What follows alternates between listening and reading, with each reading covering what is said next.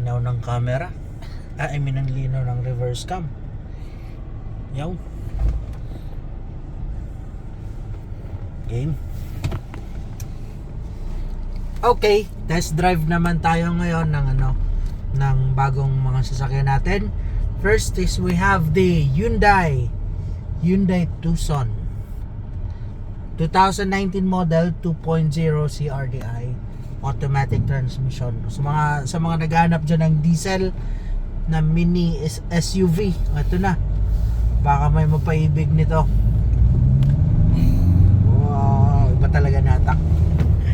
Iba talaga ang hatak kapag malaking sasakyan.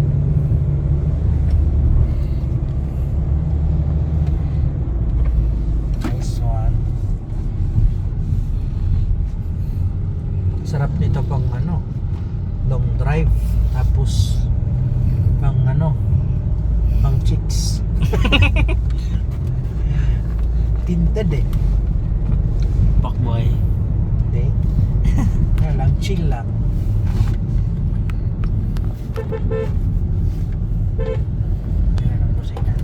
Okay, test drive muna tayo bago namin ipakita sa inyo yung interior and exterior, and syempre silipin din natin mamaya yung engine. Subukan muna natin i-drive, i-feel muna natin kung kumusta. Average fuel consumption is 18.8 liters per 100 kilometer.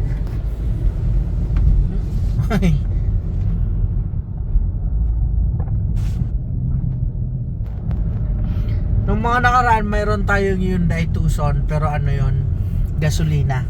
Meron tayong actually meron available pa yung manual na Hyundai Tucson na manual. So kung naghahanap kayo, 2017 naman yon, manual transmission, gasoline engine. So ang selling price lang natin nun magkano nga yun, nakalimutan ko na, 520 yata or 5, parang something like that. Ito naman kung yung gusto mo diesel, ito, pero syempre expect mo mas mataas ang presyo nito kumpara sa gas. Sa hatak, wala tayong masabi. Meron siyang eco mode, merong sports mode. Syempre ang sports mode mas sports talaga siya, oh. Merong economy, comfort, normal driving lang. At makikita mo meron siyang downhill brake control, downhill assist. Yan. Parang exhaust Brake support.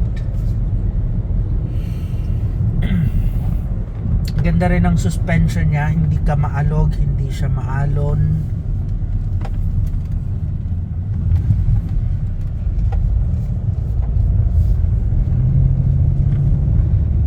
Ganda ng hatak niya.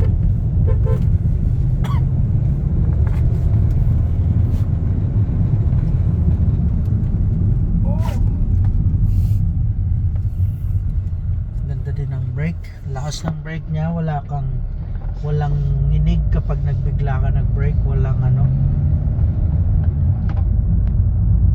maayos ang alignment niya, wala siyang cabig, walang lagatok. kahit sa manibela niya wala siyang mga vibration. Narinig niyo, ang ganda ng busina.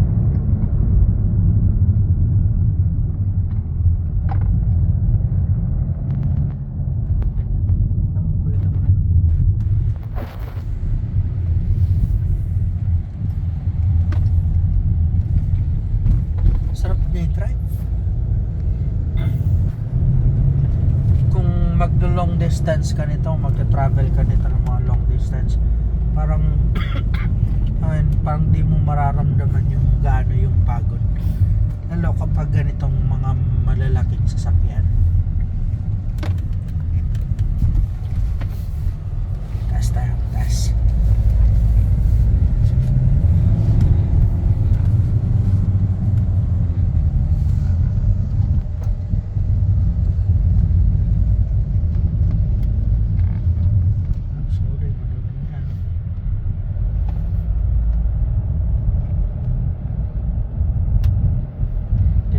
Display ng dashboard niya.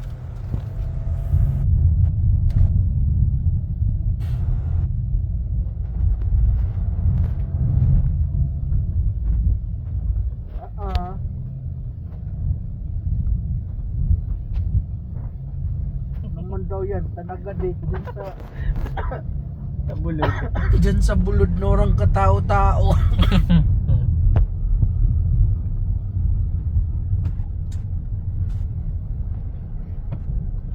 Ang handling niya, ang lambot. Ganda ng handling.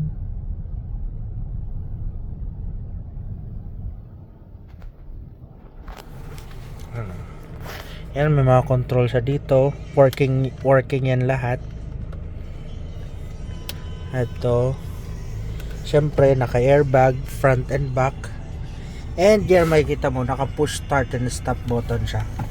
Aircon control, aircon vent. Ito lang, meron lang siyang konting damage dito. Pero, wala namang problema. Hindi naman siya nakaka-apekto. Tapos ito, naka-carbon sticker. Sticker lang yata ito. No? Ayan ang center console niya. May armrest. Tapos ito, may control siya sa syempre mga windows, sa side mirror. Tapos mayroon na rin siyang control dito. Nag-auto fold din siya. Tapos syempre left and right working din po yan, gumagalaw. Ganun din sa kabila. Ayan, galing. Tapos ito, working naman sila lahat, malinis. Okay. Sige. Tapos ang ganda ng display niya, ang ganda ng display ng exterior niya.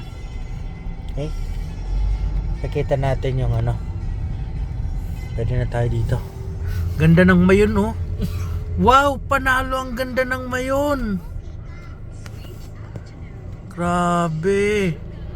Uy, may nagde-date sa baba. Ano nga naman yan? Ba't andyan kayo? Grabe naman kayo. Nasa bundok pa talaga. Walang katao-tao. Ang ganda ng mayon. Anyway, sige, pakita na natin. By the way, ito pala naka-foot brake ito. Yan, andyan sa baba ang foot brake niya. Hindi siya, wala siyang handbrake. Naka-foot brake siya. Yan, okay. Sige, pakita natin. Sa upuan niya, yan, mga naka leather seats na rin siya. Ganun din doon. So, ang condition niya, siguro mga, kung i-rate natin mga 1 to 10, siguro mga 7. Medyo old na siya, pero maayos pa naman. May konting crack dito. Doon maayos pa siya. Wala pang ibang damage. And dito naman sa likod, yan o. Maayos. May aircon vent. Matings niya. Ang matings niya, mga naka-plastic o, tingnan nyo. Pinakover talaga siya ng plastic. Tapos dito sa likod, yan, luwag ng likod niya. Andyan yung spare tire, andyan yung tools. Yung body niya, yung exterior niya, medyo kailangan lang ng ano, mild detailing, kasi makikita nyo medyo makapal na yung watermarks niya. At hindi na siya ganun ka kintab, hindi na ganun ka glossy. The same dito sa salamin niya, na kakapal na ng watermark. So papalinisin na lang natin yan. So tayo nang bahala maglinis niyan, tayo nang bahala gumalaw niyan kung bibilhin niyo to sa amin. Anyway, dito pala, ayan o, ano na siya, electronic control na siya. Ayan o. Then tires niya, more or less mga 80% tire tread, naka Bridgestone lahat, front and back. Syempre naka disc brake sa likod, naka disc brake sa front. Ito naman yung front nya. Ganda, forma. Wala siyang mga dents and scratches. Medyo ano lang talaga, kailangan lang ilinisin. Ang ganda nito kung ipapaceramic din. Tapos yan o, ganda ng mugs nya. Naka chrome yung mga door handle. Same here. Tapos itong chrome dito, pwede natin ito ipalinis. Okay, pa-open na ako ng hood, buddy. Silipin natin yung engine.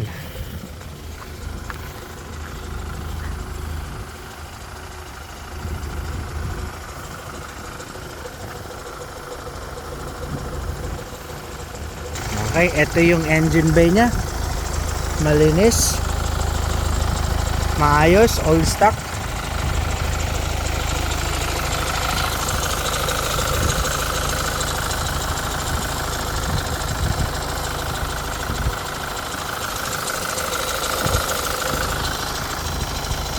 Wala naman siyang mga pinalitan, walang indications na aksidente or nabangga. Battery, yan.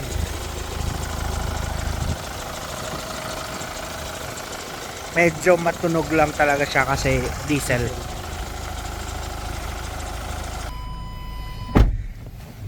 Now, ever interested kayo dito, pwede nyo kami tawagan para ma-test drive nito na maayos, mapa-assess nyo, mapakita nyo sa inyong mekaniko. Tapos, may experience nyo rin na ma-test drive. Ito yung kanyang susi. So asking price for this one, nakalimutan ko ang presyo nila. Nakalimutan ko. Anyway, if ever interested kayo dito, tawagan nyo ako, tawagan nyo kami, tapos mag-usap tayo sa presyo. Pwede ito sa cash, pwede rin ito sa financing. Okay? So, ano ba? Ayun na, kasi meron pa kami ibang sasakyan na ipapakita. Subukan nga natin itong downhill assist.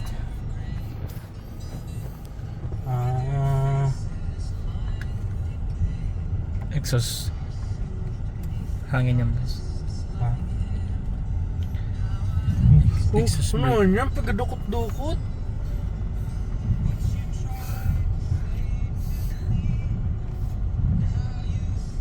Naka-down nila boss. Oo.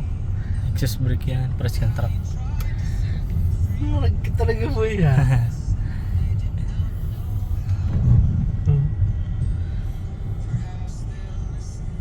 Nagbe-brake siya. Galing.